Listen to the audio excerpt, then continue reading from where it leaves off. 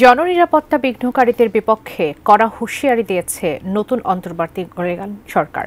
অতি উৎসাহী হয়ে প্রতিষ্ঠান ঘেরাও, ভাঙচুর, পদত্যাগে বাধ্য করা, আগুন দেওয়া থেকে সবাইকে বিরত থাকতে বলা হয়েছে।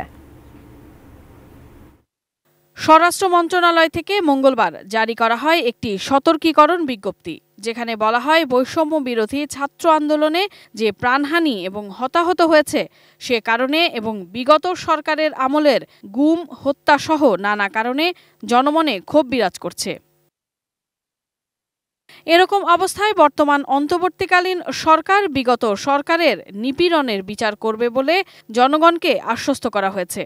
প্রজ্ঞাপনে বলা হয়েছে, অতি উৎসাহী এবং স্বার্থন্বেষী মানুষ নিজে থেকেই প্রতিষ্ঠান ঘেরাও করছে, ভাঙচুর করছে, পদত্যাগে বাধ্য করানো হচ্ছে অনেককে, এমনকি ঢালাওভাবে মামলা নিতেও পুলিশের উপর চাপ দেওয়া হচ্ছে। সরকার বলছে, অভিযোগ থাকলে সেটি নিয়ম মেনে কর্মকর্তাদের বা কার্যালয়ে জানাতে হবে। প্রতিষ্ঠান ঘেরাও বা ভাঙচুর করা যাবে না। একই সঙ্গে তল্লাশি বা মামলার ক্ষেত্রে আইন মেনে চলবে বাহিনীগুলো।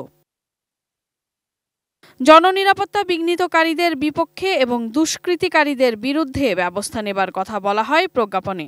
বলা হয়, মামলা মানেই গ্রেপ্তার না, বরং হয়রানি দূর করতে মামলার ক্ষেত্রে সঠিকভাবে তথ্য যাচাই বাছাই করা হবে। Sadia Nancy, ATN news, Dhaka.